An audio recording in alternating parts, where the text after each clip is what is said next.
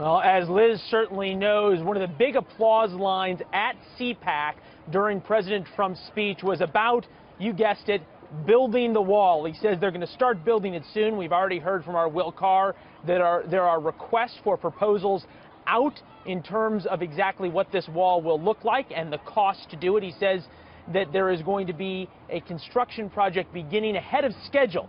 A big part of that wall, it's going to be some 1,600 miles long, goes along the border with the great state of Texas.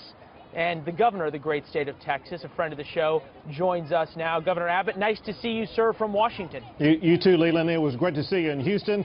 Now I'm here in D.C., and you're in Atlanta. You know, for some reason, I just don't think this is going to be as much fun for either of us than that weekend at the Super Bowl. But we'll press on with the news, as it were. This week, so much happened on the issue of immigration. We've heard Mr. Trump over and over talk about how already the enforcement is beginning. We're getting a bunch of quote-unquote bad dudes, quote-unquote, the hell out of this country, as the president said. And I'm wondering, are things really changing on the ground? Are folks in Texas, your citizens, really seeing a difference? Well, first, who would have thought that a president would actually live up to what he campaigned on and what he promised during the campaign? And that's exactly what President Trump is doing. Second, we are seeing activities on the ground.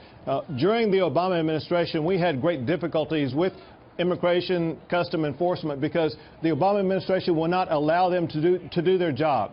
Now we are seeing the empowerment of ICE, of Border Patrol, and they are now actually doing their job. And so those who are in the state of Texas illegally and have committed crimes are now being apprehended and going through the deportation process. I'm hoping you can shed some light on this, because so often we hear about sanctuary cities and the issue about whether or not it is local police's job or not to enforce immigration laws, whether or not local police are allowed to enforce immigration laws. Give us a sense of how it works in Texas, because I know you've already started the work of trying to, at a state level, crack down on the practice of police not enforcing immigration laws. As governor of Texas, I have begun banning sanctuary cities, and then through the legislative process, we've passed a law, or a proposed law, out of the Texas Senate going to the Texas House now. What I did as governor is I defunded Travis County, which is where the city of Austin is, because Travis County adopted some sanctuary city policies. I withdrew $1.5 million of funding from the governor's office to Travis County. On top of that, what the state of Texas is seeking to do is to make it so punishing for cities and counties that they simply cannot have sanctuary cities. What that includes is fines that could add up to about $9 million a year. It could also mean jail time for officials like the Travis County Sheriff, who is now promoting sanctuary city policies that have real dangerous consequences for the people who live in Travis County. Well, if your Texas Rangers start putting anybody in handcuffs, I know we'll be down there to cover it. I want to get back to the politics of this, though. There's the issue of the law, and then there's the issue of the optics.